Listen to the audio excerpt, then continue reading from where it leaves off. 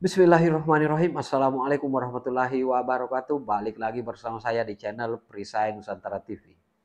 Ahok tiba-tiba muncul dengan kuar-kuarnya, dengan teriak-teriakan lantangnya yang mengatakan bahwa dia tidak berdaya ketika menjadi komisaris utama karena tidak pernah ditawari untuk kemudian menjadi direktur utama di PT Pertamina. Waduh, waduh, waduh. Akan tetapi ternyata jejak digital itu sangat kejam, kawan. Terbongkar ketika Ahok hadir di podcastnya Najwa Shihab. Jelas-jelas Ahok mengatakan bahwa dia pernah ditawari untuk menjadi direktur utama, akan tetapi dia menolak. Dia tidak siap karena dia membutuhkan waktu untuk melatih adrenalin, bermain golf, bermain piano, dan ada banyak alasan yang kemudian disampaikan oleh Basuki Cahayapurnama atau Ahok. Nah, sahabat-sahabat sekalian, pada kesempatan kali ini kita akan menyimak bagaimana pernyataan Ahok ketika podcast kemarin yang mengatakan bahwa dia tidak pernah ditawari untuk menjadi direktur utama di PT Pertamina, dan juga jejak digital ketika dia hadir di podcast Najwa Shihab yang mengatakan bahwa dia sempat ditawari untuk menjadi direktur utama akan tetapi dia menolak. Dan video selanjutnya akan ada narasi-narasi yang sangat luar biasa yang kira-kira bisa membuat kita tertawa, namun isi narasinya full daging. Siapa lagi kalau bukan Opung Parbelak. Nah, bagaimana Opung Parbelak menguliti habis-habisan si Ahok Basuki Cahayapurnama tersebut? Kita simak videonya berikut ini. Anda seemosional ini? Ahok kok lain ya? Saya nggak bisa. Kenapa ya kira-kira? Kenapa ya? Anda tidak bisa apa-apa atau Anda kewalahan juga ngurus yang di dalam pada saat Anda menjabat? Oh enggak. Ini podcast Ahok kurang lebih 2-3 hari yang lalu yang mengatakan bahwa dia tidak pernah ditawari sebagai direktur utama di PT Pertamina. Kita simak sahabat-sahabat ya. Silakan disimak sampai selesai supaya tidak gagal paham. Oke? Berita tahu. Oke. Saya tantang balik. DPR panggil saya datang. Saya pasti datang. Asal sidang terbuka. Sampai hari ini nggak ada yang berani panggil gua DPR. Kenapa? Takut ya lu orang, gua bilang ya. Takut lu orang semua. Takut gua ngomong toh. Nih mau coba-coba jadi pahlawan. Padahal kejaksaan sudah mengungkap kasus tersebut, tiba-tiba dia muncul. Spesifik waktu tujuannya diminta jadi dirut setahun lalu. Ini dia. Ya, cuma saya bilang kenapa baru sekarang?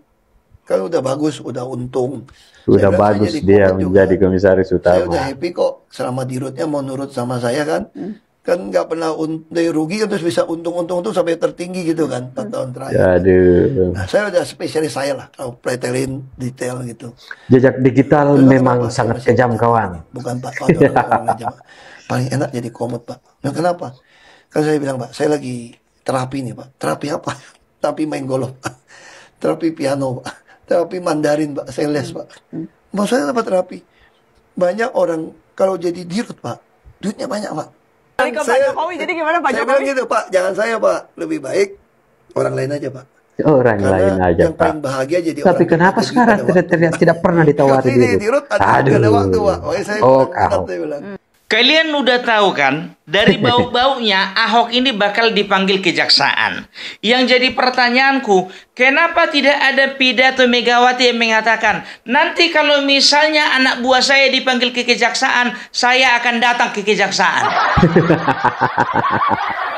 Kenapa waktu Sekjennya saja tidak bisa ditolong, Opung. pilih kasih ya Bu? Pilih kasih. Lebih sayang kayaknya Ibu sama si Hasto ya.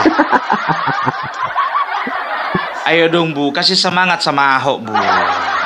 Ya, kasih semangat dong, Bu. Nggak boleh begitu. Tapi Ibu mencintai anak buah. Hah? Petugas partai itu Ibu harus perhatikan dong kesejahteraannya. Kalau ada masalah bantu Bu. Kalau ada masalah, Persiapkan pengacaranya. Jadi kita akan lihat apakah 1000 pengacara itu juga dipersiapkan untuk Ahok.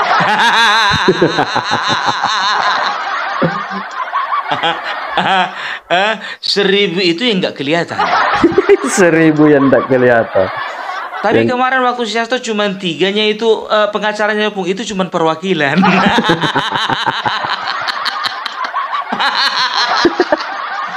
Aduh, pengen kali gitu kami dengar pidato yang sama Ibu berikan ketika Hasto ditetapkan jadi tersangka. Maunya Ibu juga membuat pidato yang sama gitu loh Bu.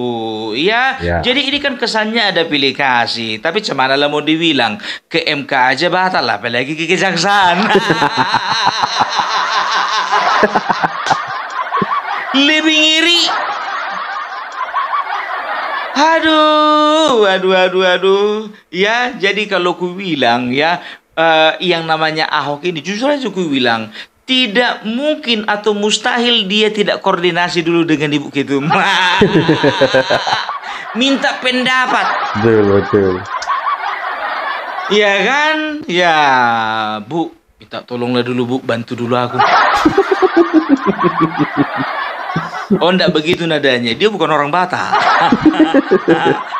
Gimana nadanya, Bu? Ya, masa nadanya gitu?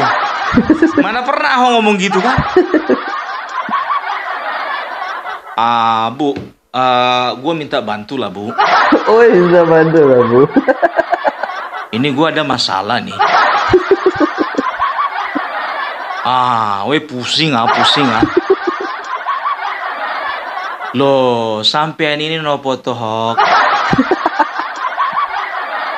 Oh ya, cerita. Yo. Ibu siap mendengarkan. Kalau misalnya Ibu bisa bantu, Ibu bantu. Tapi kalau misalnya Ibu nggak bisa bantu, jangan tuntut Ibu bantu yo. Gini Bu, mau nanya. Ibu ada kenalan tidak di itu di kejaksaan? Loh, sampean ini kenapa nanyakan sama kejaksaan sama saya? Iya, ada masalah di kejaksaan ini. Masalah apa? Haiya, masalah minyak. Kemarin waktu Owe jadi komisaris utama itu ada masalah, itu korupsi itu lame-lame tuh Bu. Loh, sekarang urusannya karo aku iki opo? Haiya, Owe minta tolong sama Ibu, mana tahu ada kenalan di kejaksaan. Kalau ngomongin masalah kenalan kejaksaan ini angel. Wis ndak ada, wis mabur. Ndak ada, semuanya ndak ada. Loh, jadi ini gimana nasib saya ini Bu? Jadi gini ya kira-kira kalau Ahok ngadu ke sekarang emaknya. Sampean ini jadi komisaris utama. Yang gajian itu sopo? Yang Owe gajian. Yang nikmati bonus sopo? Owe nikmati bonus. Ya udah, tanggung jawab sendiri. Kok lapornya sama saya? Iya, jadi Ibu nggak bisa bantu ini. Saya bukannya ndak mau bantu. Yang mau dimintai tolong ndak ada. Lah wong sekjen sendiri saya ndak bisa bantu, apalagi sampean. Masuk akal dikit dong Mas Ahok.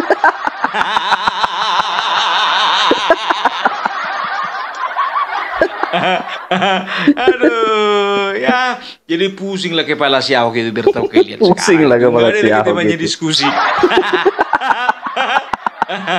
Aduh. Apalagi kemarin nongol di YouTube dia. Tapi ngomong-ngomong di YouTube kemarin itu kau diundang atau minta diundang?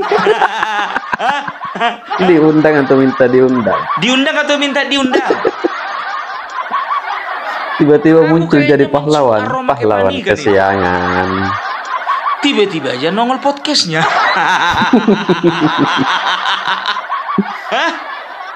Kenapa nggak sabar kau? Kenapa nggak sabar nunggu dipanggil jaksa? Dipanggil dulu baru beberkan semuanya, nggak perlu keluar-keluar di media sosial. Betul. Betul loh, Bung. Udah kayak si Hasto kau.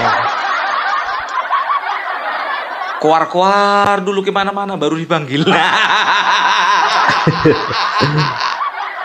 Mau kau framing bagaimanapun juga, ya, kau tetap punya tanggung jawab di dalam masalah korupsi Pertamina. Bayangkan hoax sampai sekarang aku was-was beli minyak. Was-was. Was-was. Jadi biar tahu kau kalau aku di mobil, ya, begini dulu aku biar tahu kau. Pertamax, Pertalit, Pertamax, Pertalit, Pertamax. Aduh, bingung aku mau beli apa. Oh, Pertalit dulu, Pertalit, Pertamax, Pertalit, Pertamax, Pertamax. Aduh, takutnya nanti Pertamax ini isi Pertalit. Oh iya, Pertamax dulu. Pertamax, Pertalit, Pertamax, Pertalit, Pertamax. Oh, ujung-ujungnya Pertamax juga ya. Udahlah, begitu nyampe aku biar tahu kalian, titit. Ngisi apa, Bang? Isi aja Pertamax. Nggak peduli aku mau disampur atau nggak, penting isi, gue bilang. Jadi tingkat kepercayaan publik terhadap Pertamina sudah turun, Betul. Sudah sulit Apalagi untuk sekarang, dipercaya. jujur aja ku bilang, ya, banyak masyarakat yang sudah komplain dan juga membuat video. Dilihat saringan minyaknya banyak keraknya. Saringan tangkinya pun begitu juga kotor. Dan juga banyak artis-artis mengeluhkan keadaan mobilnya.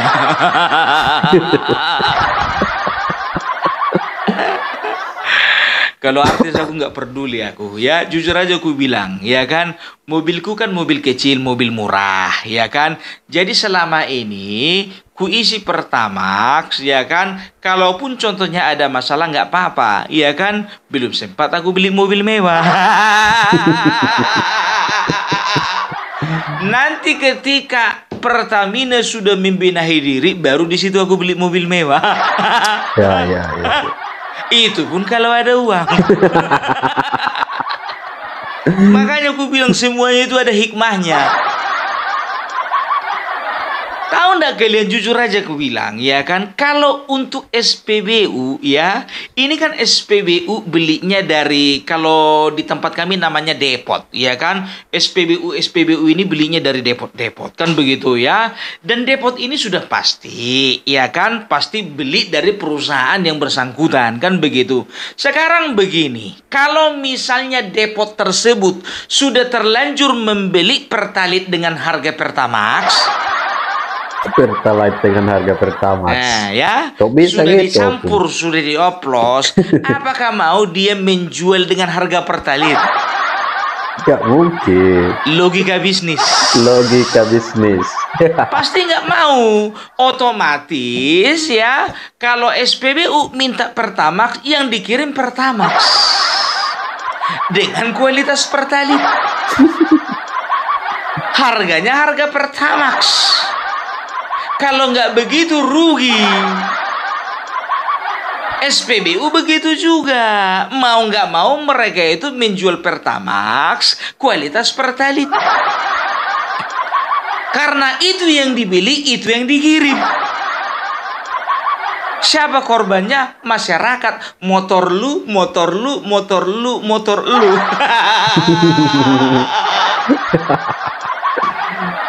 Dan motor gua. Aduh, ya.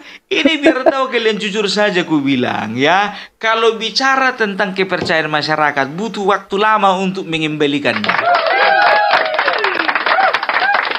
Itu dia, ya. Jadi kalau ku dengar-dengar, ya, ini katanya si Ahok ini kemarin itu merepek dia biar tahu kalian sepanjang podcast. Udah kayak mama mau lahiran. Dari awal sampai akhirnya nyerocos. Apa dibilangnya? Gua ini bukan direktur utama. Kalau gua direktur utama, gua bakalan pecat itu semuanya. Ternyata jejak digital itu kejam. Banyak yang memposting jejak digital waktu kau diwawancara Mata Najwa. Saya ditawari Joko Widodo untuk jadi direktur utama. Tapi saya nggak mau, bagi saya komisaris utama udah bagus lah. Nanti kalau misalnya saya direktur utama, saya nggak bisa main golf. Nggak bisa main Saya piano. nggak bisa menjalankan bisnis saya. Dan saya juga minta kepada Erick Thohir supaya saya jangan diangkat jadi direktur utama. Tapi kenapa di podcast kemarin kau bilang kau itu nggak disodorin jadi direktur utama?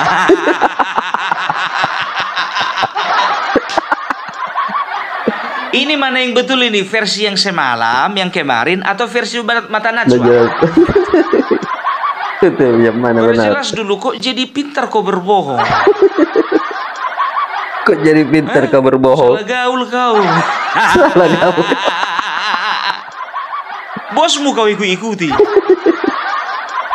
Jangan suka ngarang cerita lah. Sekarang kau mau cuci tangan, udah bersih tanganmu.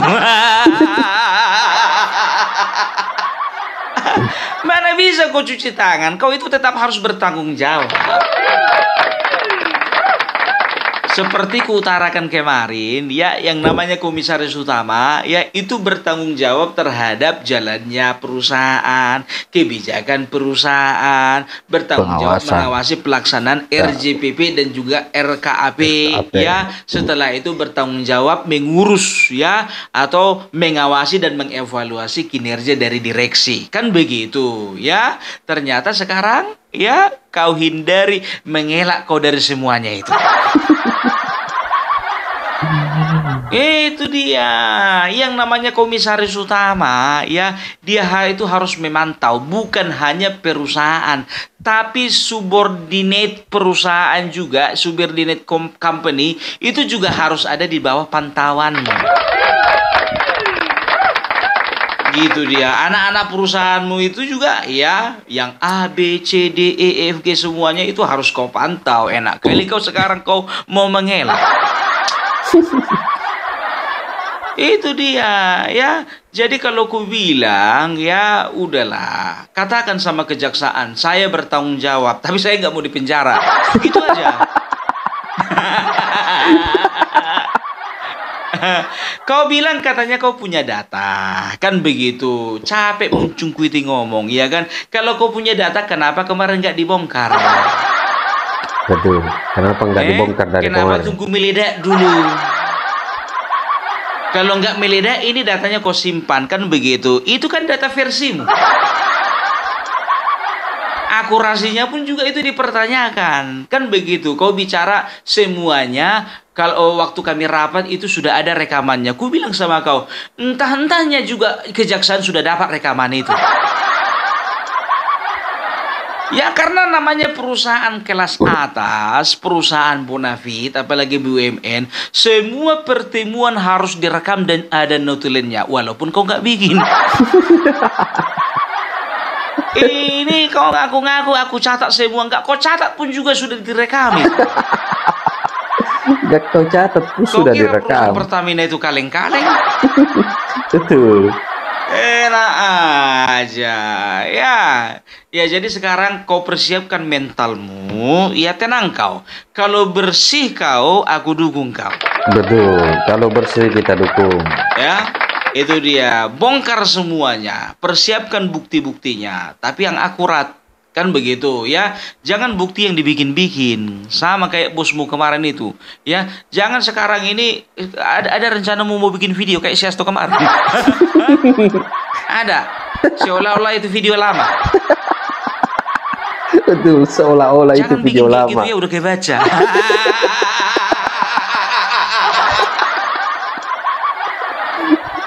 Udah kayak baca. Bikin strategi lain dulu, strategi lain. Itu dia. Ya kalau aku jujur aja aku bilang kalau nengok Ahok ini 50-50 lah. Aku bilang sama kalian ya, dari video kemarin sampai sekarang aku tidak pernah ada menuduh Ahok makan uang. Ya. Ya. Aku tidak pernah menuduh yang namanya Ahok, ya, itu menyelewengkan kewenangannya, nggak pernah, ya. Tapi gimana pun juga dia harus bertanggung jawab. Betul Opung. Untuk ahoker aku minta maaf ya. Aku tidak mau menuduh atau memfitnah Ahok, tidak. Tapi yang kita tuntut adalah tanggung jawabnya sebagai komisaris utama. Makanya biasakan tonton video dari awal sampai akhir. Ini enggak nonton video di awal-awal, baru baca judul komentar.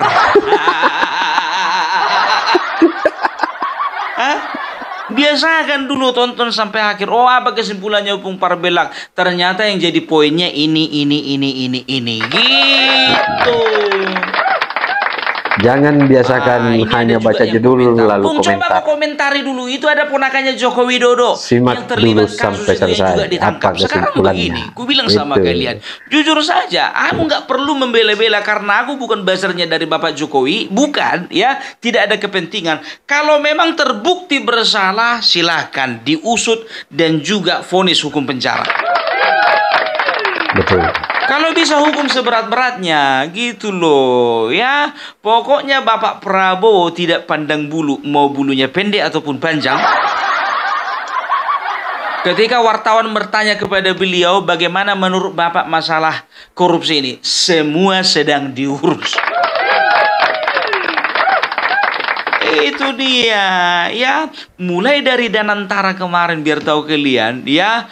Penyatuan semua BUMN, kalau nggak salah itu ada Bank BRI, kalau nggak salah Mandiri, ada juga BNI mungkin ya, ada beberapa bank dan juga Telkom, PLN dan juga lain sebagainya ya. Di situ aku mencium sepertinya ini Bapak Prabowo akan serius menangani masalah korupsi. Karena apa? Karena beliau ya mendirikan BPI Danantara, Badan Pengelolaan Investasi Danantara.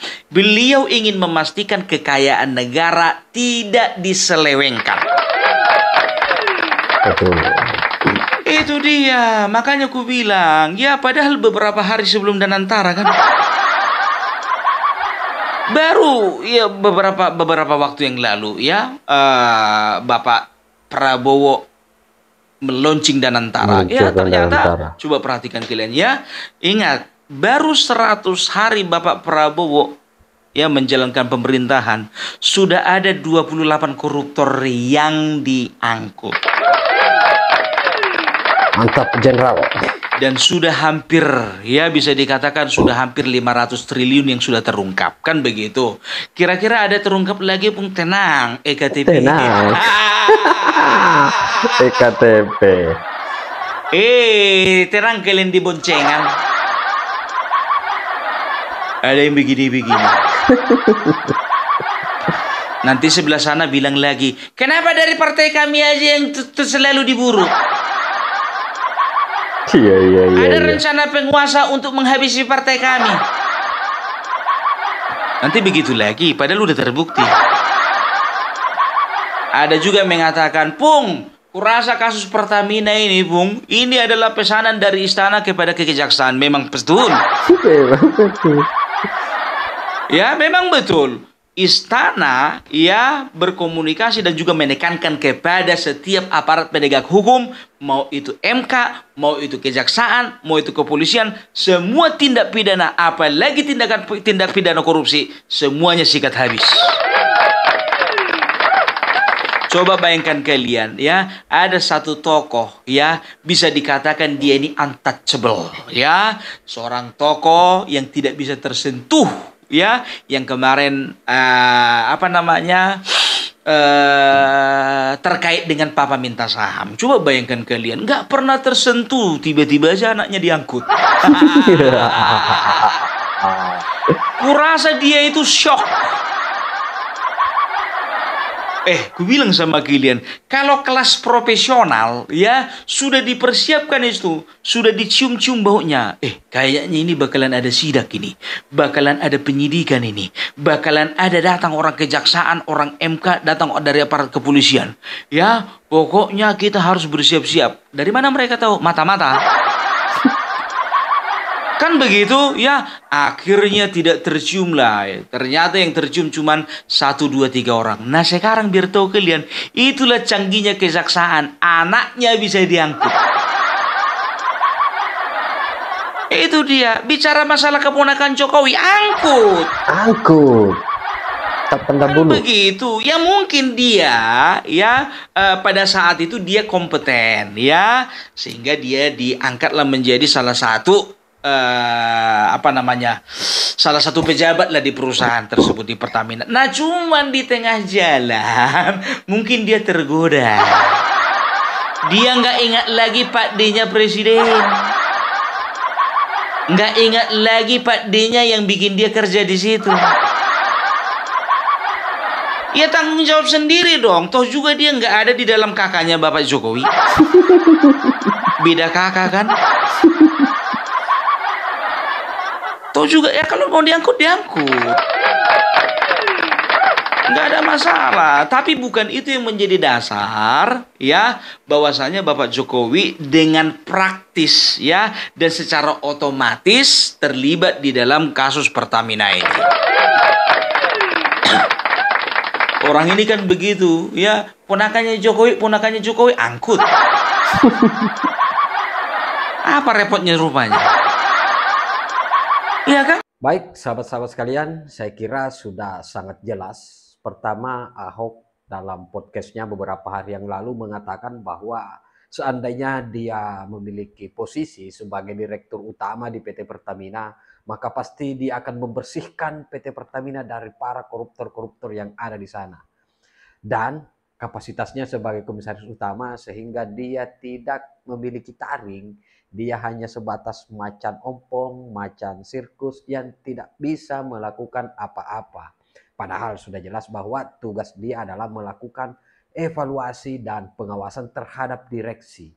Jadi dia punya wewenang untuk kemudian melakukan evaluasi, melakukan pengawasan, dan ketika melihat ada kejanggalan maka dia memiliki hak wewenang untuk melaporkan ke Menteri BUMN khususnya Erick Thohir atau paling tidak ke penegak hukum. Itu satu. Yang kedua, Ahok rekam jejak digitalnya sangat kejam karena apa yang diungkapkan sebelumnya bahwa dia tidak pernah ditawari untuk menjadi direktur utama, ternyata dia sudah ditawari oleh Bapak Joko Widodo untuk menjadi direktur utama di PT Pertamina. Akan tetapi dia menolak karena dia ingin bermain golf, dia ingin bermain piano, dan dia ingin punya banyak waktu untuk melatih adrenalinnya. Dan Opung Parbelak mempertegas bahwa sahabat-sahabat sekalian, janganlah menonton video yang hanya membaca judul lalu kemudian komentar, lalu kemudian menjas, memvonis bahwa Opung menyerang Ahok. Opung Parbelak tidak menyerang Ahok. Opung Parbelak jelas mengatakan bahwa silahkan datang ke kejaksaan, buka data-data yang engkau miliki, dan ketika engkau terbukti bersih, maka pasti kau akan dibela. Kan kita semua sangat pasti akan sepakat untuk membela orang-orang yang kemudian berjasa terhadap bangsa ini, membongkar korupsi, skandal-skandal korupsi yang ada di Republik Indonesia ini.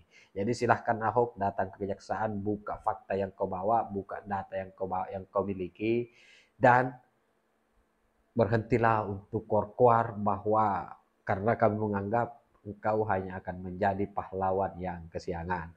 Jadi saya kira demikian konten kali ini. Bagaimana respon sahabat-sahabat sekalian? Tinggalkan di kolom komentar. Terima kasih. Wallahul muwaffiq ila aqwamit thoriq. Wassalamualaikum warahmatullahi wabarakatuh. Salam waras, salam akal sehat, NKRI harga mati.